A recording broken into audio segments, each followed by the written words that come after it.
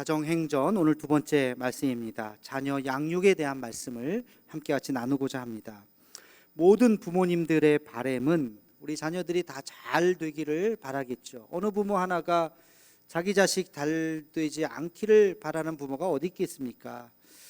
다 자식 잘 되기를 바라는 것이 우리 모든 부모들의 바람이죠. 그러나 자식 여러분 마음대로 잘 되던가요? 대답해 보세요. 마음대로 잘 되던가요? 안 되죠. 어느 누가 내 자식 내가 마음대로 잘 기를 수 있습니다. 아마 자식 길러본 사람이라면 그렇게 말하기 어려울 거예요. 다 힘들게 자식들을 기르고 있죠. 돌아가신 이병철 회장님이 이런 말을 했다 그래요. 마음대로 되지 않는 것 두 가지가 있는데 바로 골프하고 자녀다, 그런 말을 했답니다. 골프 치시는 분들은 좀 공감이 되는 말인지 모르겠어요. 골프하고 자녀가 마음대로 되지 않는 공통점이 하나 있습니다. 왜 그럴까? 왜 마음대로 안 되냐면 힘이 들어가기 때문에 그래요. 힘이. 여러분 골프를 칠 때 뭐 저는 쳐보진 않았지만 이렇게 보면은 뭐 쉴 것 같잖아요. 그냥 뻥 치면 되는 거. 근데 멀리 보내야지 하고 그냥 뻥 치면 잘 될 것 같은데 그거 뭐 내가 생각하는 방향으로 잘 안 나가지요. 자녀를 기르는 것도 마찬가지입니다. 힘이 잔뜩 들어가서 내가 자식 잘 키워야지 그렇게 해서 자녀를 기르다 보면 어떤 현상이 일어나요? 애하고 싸우게 되죠. 그렇죠? 부작용이 일어납니다. 성경에는 자녀 양육에 대한 많은 실제적인 교훈들이 아주 많이 나옵니다. 그래서 성경을 최고의 가치로 가르치는 유대인들이 그 어느 민족보다도 자녀 양육을 가장 잘하는 민족으로 알려져 있죠. 왜 그렇다고요? 성경의 말씀대로 자녀를 잘 양육하기 때문에 그렇습니다. 오늘 본문 말씀에 보면 자녀 양육에 대한 대전제가 나옵니다. 우리 함께 같이 4절 말씀을 함께 읽겠습니다. 시작. 또 아비들아 너희 자녀를 노엽게 하지 말고 오직 주의 훈계와 교훈과 훈계로 양육하라. 아멘. 너희 자녀를 노엽게 하지 말라. 이게 대전제예요. 자, 그러면 노엽게 하지 말라는 게 무슨 뜻일까? 자녀를 화나게 하지 말라? 자녀의 말을 무조건 다 들어주라? 그런 뜻이 아니고 너희의 자녀를 존중하라는 겁니다. 존중하라. 그의 의견에 귀를 기울이고 어떤 생각을 하는지 어떤 말을 하는지 무시하지 말고 입 닥쳐 그러지 말고 그 말을 잘 그래 너는 그렇게 생각하는구나 그 의견을 잘 존중해 주라는 것이에요. 자녀 양육과 관련된 많은 책들을 제가 보았습니다. 이런저런 책들 연령대별로 많은 학자들이 이야기하는 책들을 한번 쫙 종합을 해보면 특별히 우리 그리스도인들에게 있어서 자녀 양육을 하는 기본적인 전제 3가지가 있다는 것을 알 수 있어요. 이건 기본적인 거예요. 자녀 양육의 3가지의 기본, 잘 들으시기 바랍니다. 첫째는 자녀는 내 소유가 아니라 하나님의 소유라는 생각을 결코 잊어서는 안 됩니다. 자녀가 누구의 소유라고요? 하나님의 소유예요. 따라해 봅시다. 자녀는 하나님의 소유입니다. 여러분 내가 낳은 자식 내 자식이지 그래서 내 마음대로 해야지 착각이에요. 절대 그러면 안 돼요. 자녀는 하나님이 주신 거예요. 여러분 이거 하나님이 나에게 주시면 나는 내 게 아니잖아요. 그렇죠? 나는 이걸 잘 보관하고 관리하는 거예요. 다시 하나님이 가지고 와 그러면 네 알겠습니다 하고 드려야 되는 거예요. 내 게 아니잖아요. 잠깐 갖고 있어. 내가 맡은 거예요. 여러분 자녀들 마찬가지입니다. 하나님께서 그 생명을 우리에게 주신 거예요. 그래서 우리에게 있는 동안 잘 우리가 양육하고 마음을 다해서 정성을 다해서 힘을 다해서 자녀를 잘 양육하는 거예요. 그리고 우리 손을 언젠가는 떠나는 겁니다. 하나님의 자녀이기 때문에 우리 손 밖으로 내어 보내는 것입니다. 어느 부모님이 다운 증후군 자녀를 낳았어요. 여러분 다운 증후군 아시죠? 염색체 이상으로 정상적인 행동을 하지 못하는 아이들이에요. 가끔 그런 아이들이 있죠. 그 아이를 기르는데 얼마나 힘들겠습니까? 어느 날 너무 지쳤어요. 너무 힘들어요. 그래서 하나님에 대한 원망이 일어나는 거예요. 하나님, 내 남편 나 다 멀쩡한데 다 정상인데 왜 우리에게 이런 자녀를 주셨습니까? 왜 우리에게 이런 시련을 주셔서 이렇게 힘들게 하십니까? 하면서 원망 섞인 기도도 아니고 그냥 한풀이를 하고 있는 그때에 갑자기 하나님의 음성이 자기 마음속에 확 들리는 거예요. 그 하나님의 음성이 뭐냐? 사랑하는 내 딸아, 내가 사랑하는 이 아이를 이 세상에 보내려고 할 때 어느 집에 보내야 할지 찾고 또 찾았단다. 그래서 찾은 것이 너다. 너희 집에 내 사랑하는 이 아이를 보낸다. 사랑과 돌봄으로 이 아이를 잘 양육해 줄 수 있겠니? 그 하나님의 음성이 들린 거예요. 아, 이 아이 내 자식이 아니구나. 하나님께서 이 아이를 정말 사랑이 많은 집에 보내야 할 텐데 자꾸 찾다가 나를 선택해 주셨구나. 그래서 나에게 이 아이를 보내주셨구나. 하나님의 자녀 내가 잘 돌보겠습니다. 그 마음으로 다시 그 자녀를 바라보고 와락 끊어놨다는 이야기가 있습니다. 여러분, 우리에게 허락하신 자녀 우리 소유가 아니에요. 하나님께서 우리에게 맡겨주신 자녀입니다. 방치해서도 안 돼요. 사랑과 정성으로 열심히 돌봐야 돼요. 또 너무 집착해서도 안 돼요. 내가 뭐 어떻게 다 해보려고 우리가 다 해볼 수도 없어요. 하나님이 기르시는 겁니다. 그저 우리에게 있는 그 최선의 것을 다 할 뿐이에요. 여러분, 기도하면서 우리가 할 수 있는 최선의 것, 하나님의 자녀이오니 하나님 주님께서 책임져 주시옵소서 하는 마음으로 양육할 수 있는 우리가 되기를 주님의 이름으로 축원합니다. 자, 두 번째 자녀 양육의 기초, 두 번째는요, 자녀를 인격으로 대하라는 것이에요. 아까 말씀드렸죠? 자녀를 인격으로 대하는 것입니다. 우리 한번 따라해 볼까요? 자녀를 인격으로 대하십시오. 어린 자녀일수록 더 인격적으로 대해 주어야 합니다. 뭔가 아이를 시키려고 할 때 그냥 해, 시키는 대로 해. 이거 왜 해? 왜가 어디서 하라면 하지. 이렇게 해서는 안 된다는 거예요. 내 생각은 어떠니? 이렇게 하려고 하는데 괜찮니? 그 아이의 의사를 물어봐야 돼요. 그 아이의 인격을 존중해 주어야 해야 됩니다. 여러분, 유대인들의 교육이 매우 중요하다 그랬어요. 아주 잘하고 있다 그랬어요. 유대인들의 교육 방법을 한마디로 얘기하면 뭔지 아세요? 대화법이에요. 대화법. 그 대화법 중에서도 질문법이에요. 유대인들은 아이가 말귀를 알아들을 나이부터 대화를 하기 시작합니다. 그 대화의 재료가 바로 성경이에요. 성경 말씀을 읽어주고, 다윗이 왜 이렇게 했을까? 솔로몬이 왜 이렇게 했을까? 아브라함은 왜 이렇게 했을까? 그 아이에게 질문을 던지는 거예요. 그 아이가 엉뚱한 이야기를 해도 아, 그렇구나, 너 생각은 그렇구나, 참 대단하다, 어떻게 그런 생각을 했어? 하고 칭찬을 해주면서 그 아이랑 계속해서 대화를 하는 것이 유대인의 교육 방법입니다. 여러분, 자녀를 우리가 양육할 때 그 아이의 인격을 존중해주고 그 아이의 생각을 존중해주고 품어주어야 하는 것이에요. 무시하면 안 돼요. 윽박지르면 안 돼요. 조용히 해, 네가 뭘 한다고. 이렇게 양육을 해서는 그 아이가 온전하게 자라지 못하는 것이에요. 인격적으로 대하는 우리가 되기를 주님의 이름으로 축원합니다. 세 번째 아주 중요한 것, 자녀 양육의 지금 기초를 얘기합니다. 세 번째 기초는 아이들이 금방 곧 성인이 된다는 생각을 잊어서는 안 됩니다. 다시 한번 따라해 볼까요? 아이들은 곧 성인이 됩니다. 금방 성인이 돼요. 여러분, 아이가 금방 성인이 된다는 생각을 갖는다는 건 무슨 뜻일까요?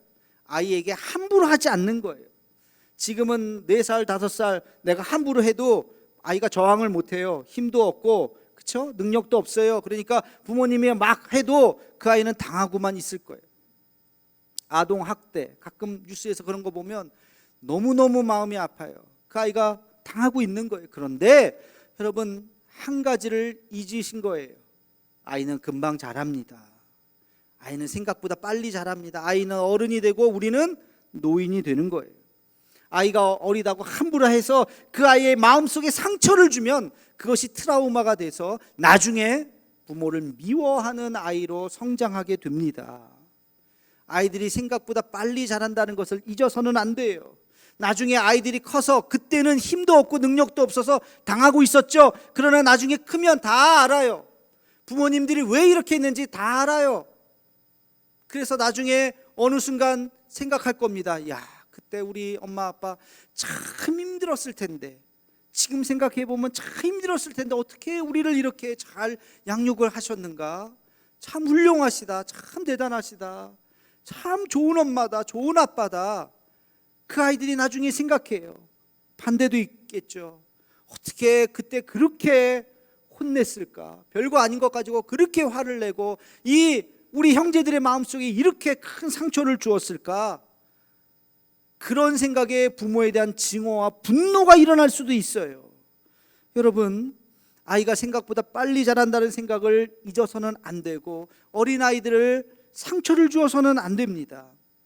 만약에 아이에게 상처를 주었던 것이 생각나거든 사과하셔야 돼요. 시간이 얼마가 지났던지 상관없이 여러분 자녀들에게 사과하셔야 돼요. 그때 내가 너에게 이런 일을 했구나. 미안하다. 내가 생각이 짧았다. 용서해다오 하고 시간이 얼마든지 지났더라도 아이에게 사과를 해야 돼요. 아이가 잊어버릴 것 같죠? 아니요. 아이가 다 기억하고 있습니다. 말을 하지 않고 있을 뿐이지. 그게 마음속에 상처가 되고 덧나서 그 아이에게 큰 어떤 문제가 생길 수도 있어요. 그거를 반드시 부모가 잘못한 것에 대해서는 사과를 해야 되는 것입니다. 여러분, 부모님들 모두가 다 자녀들에게 존경받는 부모가 되기를 주님의 이름으로 축원합니다. 아이가 잘한다는 사실을 여러분 잊어서는 안 돼요. 이게 세 가지 전제예요. 자, 요즘에 뉴스들을 이렇게 보면 10대 아이들이 얼마나 많은 끔찍한 범죄를 하고 있는지 몰라요. 그렇죠? 오죽하면 촉법소년이라고 하는 뭐 영화입니까 드라마입니까? 넷플릭스 드라마인가요? 제가 그건 보지는 못했습니다만 기사로 봤어요. 그런 영화들이 나와서 그 촉법소년, 법에 접촉되지 않은 그 어린 아이들이 끔찍한, 말로 표현할 수 없는 끔찍한 범죄들을 행하는 거예요. 그냥 뭐 물건 훔치고 때리고 장난하고 이 정도가 아닌 거예요. 왜 이렇게 어린아이들이 잔인해지고 범죄가 성인들 뺨치게 그 이상의 그런 범죄들이 많아지고 있는가? 아무리 생각하고 그 원인이 뭘까 생각하면 답은 뻔해요. 부모들 잘못이라고요. 부모들이 그 아이들을 제대로 양육하지 못해서 일어나는 일들입니다. 제가 책을 이렇게 보다가 보니까요, 부모 면허라고 하는 책이 있더라고요. 부모 면허. 책 제목이 재밌지 않아요? 저 책을 한번 봤어요. 뭐 책 제목대로 부모도 면허가 필요하다는 거예요. 면허증이. 면허증 없이 운전하면 사고 일으키죠. 부모가 뭘 해야 되는지 모르고 그냥 자식을 놔버렸어요. 그리고 내가 그냥 아빠가 뭘 해야 되는지 엄마가 뭘 해야 되는지도 모르고 자식을 기르다가 엉뚱하게 기르는 거예요. 부모도 자격이 필요하다, 그런 의미예요. 여러분, 준비 없이 부모가 되는 사람들이 얼마나 많은지 몰라요. 기준도 없어요. 원칙도 없어요. 자기의 감정대로 그냥 좋으면 잘해주고 기분 나쁘면 막 때리고, 그냥 아이들이 지금 그 나이 때 어떻게 성장하고 있는지를 세세하게 살피지 않는 부모님들이 얼마나 많은지 몰라요. 예전에는 대가족 사회니까 부모가 혹시 좀 못하더라도 할아버지 할머니가 계시잖아요. 고모 이모 삼촌이 옆에 있잖아요. 그분들이 옆에서 잘 돌봐주시고 그래서 또 나름대로 보완이 돼요. 그래서 이렇게 잘 자랄 수 있어요. 지금은 대가족 사회가 아니잖아요. 핵가족이잖아요. 그것도 부모님들이 다 맞벌이하고 다니시잖아요. 자녀들을 어떻게 양육해야 되는지 부모님들도 모르고 아이들은 그냥 온갖 이런 미디어에 다 노출되어 있어서 그런 것들을 무분별하게 막 받아들이면서 아이들이 이상해지는 거죠. 여러분, 이런 시대를 우리가 살아가면서 어떻게 양육해야 되는가? 자녀 양육이 왜 중요한지 아십니까? 자녀 양육은 그 시간을 다시 되돌릴 수가 없기 때문에 그래요. 아이들 자라서 초등학교 졸업했어요. 그러면 아이고 내가 실수했네, 다시 시작해야 되겠다, 다시 뒤돌아갈 수가 없습니다. 끝이에요. 시간은 오직 앞으로만 갈 뿐이에요. 그래서 그 나이 때 그 자녀에게 필요한 것이 뭔가, 이 아이가 지금 무엇이 발달하고 있는가, 무슨 생각을 하고 있는가 세심하게 살펴야 되는 것입니다. 어떻게 우리 자녀를 잘 양육해야 할까? 이제 이 질문에 함께 답을 한번 해봅시다. 저는 오늘 말씀을 묵상하면서 세 가지의 자녀 양육의 원리를 찾을 수가 있었습니다. 우리 함께 같이 이 말씀을 좀 나누고자 하는데요. 첫 번째, 우리 자녀 양육은 내 지혜가 아니라 하나님의 지혜로 양육해야 합니다. 내 지혜가 아니라 누구의 지혜라고요? 하나님의 지혜. 우리 신명기 6장 6절에서 7절 말씀을 함께 같이 읽겠습니다. 시작. 오늘 내가 내게 명하는 이 말씀을 너는 마음에 새기고 내 자녀에게 부지런히 가르치며 집에 앉았을 때이든지 길을 갈 때이든지 누워 있을 때이든지 일어날 때이든지 이 말씀을 강론할 것이며 아멘. 여러분, 이 말씀은 유대인들에게 아주 중요한 말씀이에요. 그들의 가슴에 새겨져 있는 말씀입니다. 너는 이 말씀을 너희 마음에 새기고 내 자녀에게 부지런히 가르치라. 앉아 있을 때나 서 있을 때나 길을 걸을 때나 무엇을 할 때든지 하나님의 말씀으로 양육하라는 거예요. 우리가 자녀들에게 내 지혜, 세상의 지혜로 양육하는 것이 아니에요. 하나님의 지혜로 양육해야 돼요. 하나님의 지혜로 양육하기 위해서 필요한 게 뭘까요? 뭘까요? 기도예요, 기도. 여러분, 내 지혜가 아니라 하나님의 지혜로 우리 자녀를 양육하기를 원합니다. 어떻게 해야 돼요? 라고 간절하게 하나님 앞에 간구해야 되는 것이죠. 자녀를 양육하는데 어떻게 기도하지 않고 기를 수 있겠습니까? 지금 부모임에도 불구하고 기도하지 않는 부모가 있다면 자녀 교육, 죄송하지만 헛된 거예요. 잘못하고 있는 거예요. 어떻게 기도하지 않고 자녀를 양육할 수가 있겠어요? 어떻게 눈물 흘리지 않고 자녀를 양육할 수가 있겠습니까? 여러분, 이 시대가 악하다고 느끼면 느낄수록, 이 시대가 악해졌나요? 이 시대가 점점 더 악하다고 느끼면 느낄수록 우리의 기도는 더 간절할 수밖에 없어요. 우리의 기도는 더 간절할 수밖에 없어요. 내 지혜보다 하나님의 지혜가 높습니다. 내 생각, 내 계획보다 하나님의 계획이 더 크십니다 하고 우리의 자녀를 하나님 손에 의탁하는 것입니다. 여러분, 우리 자녀들 공부 다 잘하기를 바라죠. 좋은 학교 가기를 바라죠. 뭐 어느 부모가 안 그러겠습니까? 저도 마찬가지고 다 마찬가지예요. 좋은 학원이 어딘가 귀동냥에서 아무개 학원이 좋다더라, 그 학원만 보내면 다 끝이에요? 여러분, 그 학원만 다 들어가면, 학원비만 내주면 저절로 공부 다 잘하던가요? 그렇지 않잖아요. 좋은 학교가 어딘가 해가지고 그 학군으로 이사 가가지고 그 학교에다가 그냥 우리 학교 아이 입학만 시키면 그 아이가 다 저절로 알아서 공부 다 잘하나요? 그렇지 않아요. 그렇게 쉬운 게 아니에요. 여러분, 우리의 힘으로 할 수 없는 일들이 얼마나 많은지 몰라요. 사고 없이 아이들이 뉴스마다 뭐 교통사고부터 시작해서 아이들이 다치고 뭐 이런 일들이 얼마나 많은지 몰라요. 사고 없이 병들지 않게 아이들이 잘 자라게 하는 거, 기도 없이 어떻게 이게 가능하겠습니까? 부모가 할 수 없는 일이 또 있어요. 좋은 친구 만나게 해달라는 거, 그거 부모가 어떻게 하겠어요? 좋은 선생님 만나는 거, 부모가 그거 어떻게 하겠습니까? 그 아이가 초등학교, 중학교, 고등학교 가면서 좋은 선생님 만나서 좋은 영향을 받고 좋은 친구들에게 영향을 주고받으면서 잘 자라는 거, 그 아이의 재능을 발견한 선생님이 얘는 이런 재능이 있어요, 본인도 모르고 부모도 몰랐던 그런 재능을 발견해갖고 그 아이의 꿈과 믿음을, 비전을 심어주는 선생님을 만나는 거, 이것만큼 중요한 게 어디 있겠습니까? 여러분, 그런 모든 만남의 축복, 이거는 사람의 힘으로 할 수 없어요. 아이들도 살면서 힘들어해요. 우리 한국에서 태어나 한국 아이들 학교 공부 얼마나 힘듭니까? 입시 지옥, 더하면 더했지 덜하지 않습니다. 지금 그 스트레스에서 초, 중, 고를 다니는 그 아이들, 나름대로 큰 마음의 무거운 짐을 지고 살아가고 있습니다. 그 고난 속에서 우리가 할 일은, 주님, 이 고난이 없게 해 주시옵소서. 어떻게 꽃길만 걷겠습니까? 그런 고난이 올지라도 도망가지 않고 피해가지 않고 이길 수 있도록, 당당히 맞설 수 있도록, 골리앗 앞에선 다윗과 같이 예수 그리스도의 이름으로 당당히 맞설 수 있도록 하나님, 우리 아이를 강하게 해 주옵소서. 그렇게 기도해야 되는 것입니다. 여러분 명심하시기 바랍니다. 기도 없이 자녀를 기를 수 없어요. 기도하지 않는 자녀 어느 한순간 무너질 수 있습니다. 여러분 기도하면서 눈물로 기도하면서 자녀들을 양육할 수 있는 우리 대도의 가족들 되기를 주님의 이름으로 축원합니다.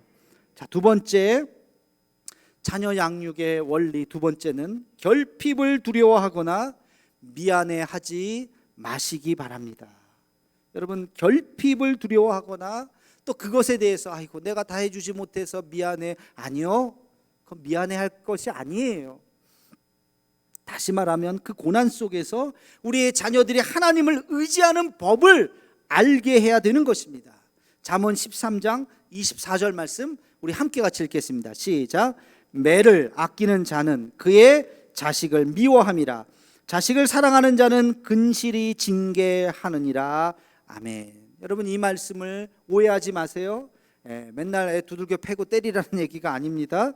때리라는 얘기가 아니라 그 아이에게 역경이 올 때 도망가지 말라는 거예요. 역경이 올 때 그것을 잘 맞서는 아이로, 강한 아이로 기르라는 것입니다.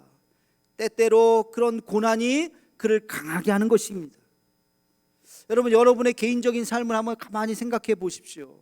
저도 제 삶을 한번 가만히 생각을 해보니까 삶이 평탄하고 아무 걱정 없었을 때 믿음이 확 자라던가요? 아니면 우리 인생에 고난이 오고 어려움이 오고 역경이 왔을 때 신앙이 확 자라던가요? 전자예요? 후자예요? 대답 없어요? 전자예요? 후자예요? 잘 모르겠어요? 후자예요. 100% 후자예요. 여러분 물론 뭐 고난이 없었던 분들도 있을 수도 있겠지만 대부분은 저도 그런 것 같아요.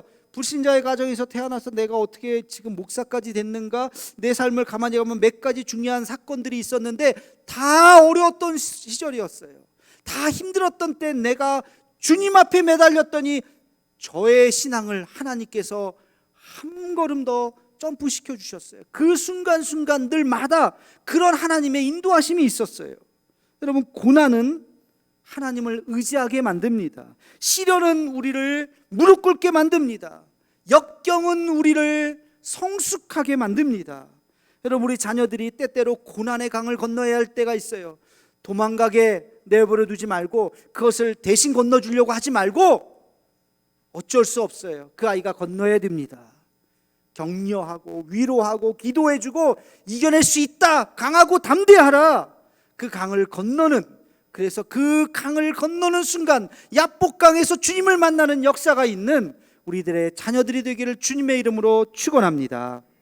얼마 전 제가 라디오에 유튜브를 하는 걸 한번 봤더니요, 수학 1타 강사가 나오더라고요. 정승재 선생님이라고 뭐 아는 사람은 알고 유명한 분이에요. 이분이 나와서 수학에 대한 이야기를 하는데 아주 재미있는 이야기를 하더라고요. 자기가 수십 년 아이를 막 가르쳤는데 수학을 잘하는 아이가 있고 못하는 아이가 있더라는 거예요. 이 차이가 뭘까 봤더니 IQ 차이도 아니고 공부 뭐 잘하고 못하고 똑똑하고 덜 똑똑하고 차이가 아니에요. 똑같아요. 근데 누구는 수학을 잘하고 누구는 수학을 못하고, 이 차이가 뭘까 하고 봤더니 한 가지라는 거예요. 그게 뭐냐, 모르는 문제가 딱 나오잖아요. 그러면 공부 못하는 아이는 참지 못하고 바로 해답을 피는 거예요. 3번 이거구나. 해답을 딱 보니까 그렇지. 이거 왜 몰랐을까? 탁 답고 동그라미. 그런 아이는 백발백중 수학을 못한다는 거예요. 근데 모르는 문제가 딱 나왔을 때 답을 보고 싶은 유혹을 덮고 혼자 끙끙끙 1시간 2시간, 때로는 하루 이틀 일주일씩 한 문제의 답을 보고 싶은 유혹을 뿌리치고 그 문제를 풀다가 풀었다, 이거였구나 하고서 그 경험이 있는 아이들은 다 수학을 잘하더라는 거예요. 그 이야기를 하시더라고요. 여러분 이게 수학 얘기만이 아니더라고요. 보니까 우리의 삶도 마찬가지. 이런 이야기 있죠. 자녀에게 물고기를 잡아주지 말고 뭘 가르쳐요? 물고기 잡는 법을 가르치라는 이야기가 있습니다. 여러분 바로 이런 이야기예요. 부모가 어떤 어려움이 왔을 때 정답을 말해주지 마세요. 부모가 말하는 것이 이젠 정답도 아니에요. 시대가 지나갔어요. 정답도 모르면서 뭐 이게 정답이야 하라고 얘기하지 말고 그 아이가 그 해답을 찾을 때까지 고민하고 기도하고 힘들어하고 아파하는 그 순간 옆에서 격려해주고 응원해주고 기도해 주어야 하는 것입니다. 그 아이의 삶에 어떤 결핍이 있을 때, 빈 공간이 있을 때 하나님, 이 빈 공간이 하나님의 은혜의 자리입니다. 하나님께서 채워주시옵소서 라고 기도하셔야 되는 것이에요. 결핍은 우리를 어려워하게 만들지만 그것을 통해서 아이들은 훨씬 더 크게 잘할 것입니다. 부모가 언제까지 다 할 겁니까? 우리가 두려워할 것은 내가 못해 주는 것을 두려워하지 말고 다 해줄 수 없어요. 어차피 오히려 내가 너무 잘해준 것에 대해서 여러분 두려워하셔야 돼요. 내가 너무 잘해주면 그 아이 스스로 할 수 있는 것이 없어요. 오히려 결핍이 은혜다 생각하고 미안해하지도 말고 하나님 앞에 기도하는 우리가 되기를 주님의 이름으로 축원합니다. 마지막 세 번째, 여러분 꼭 기억해야 될 것이 있어요. 자녀 양육의 세 번째 원리는 성공이 아니라 성품을 강조해야 됩니다. 우리 디모데전서 5장 4절 말씀을 함께 같이 읽겠습니다. 시작. 만일 어떤 과부에게 자녀나 손자들이 있거든 그들로 먼저 자기 집에서 효를 행하여 부모에게 보답하기를 배우게 하라. 이것이 하나님 앞에 받으실 만한 것이니라. 아멘. 우리의 자녀 양육의 목표는 성공이 아닙니다. 좋은 대학 가는 것이 아니에요. 부자가 되는 것이 아니에요.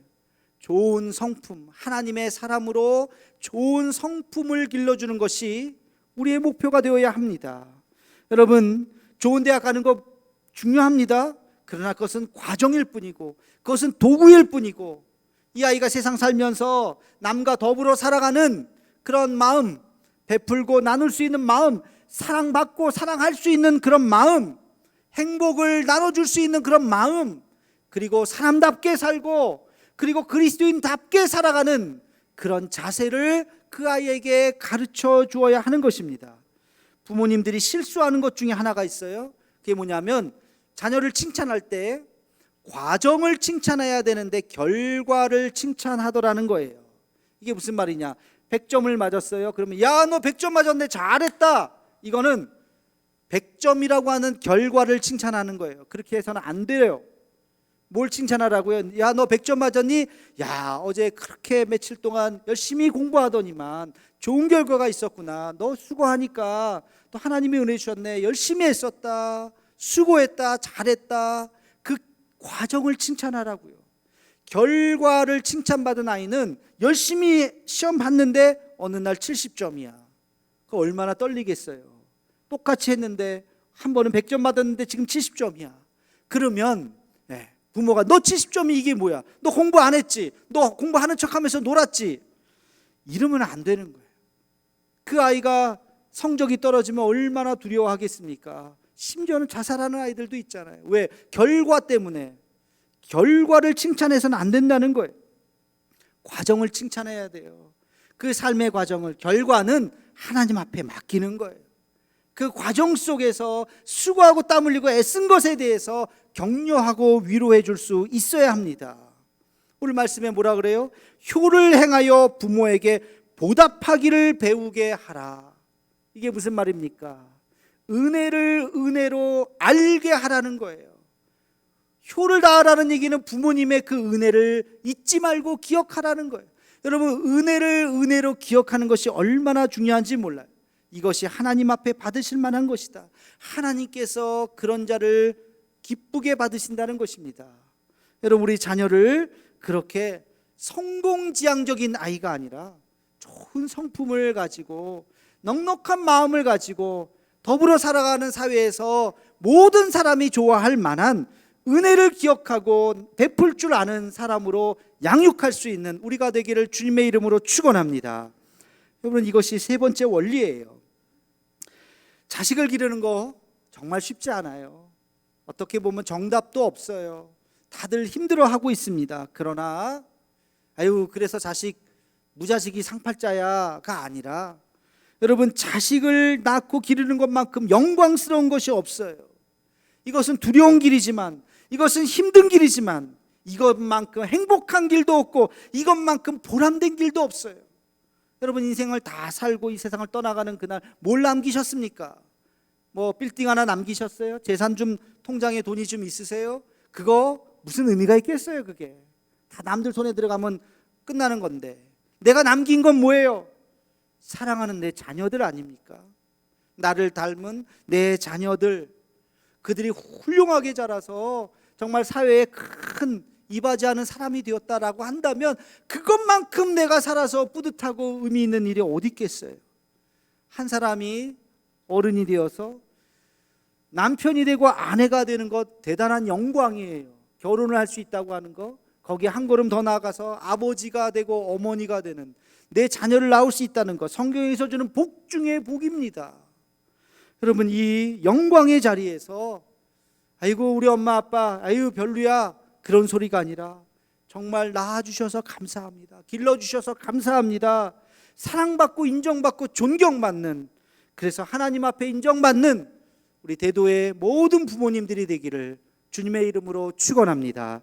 기도하겠습니다. 사랑의 하나님, 우리에게 어머니가 되고 아버지가 되는 영광을 허락하여 주심을 감사합니다.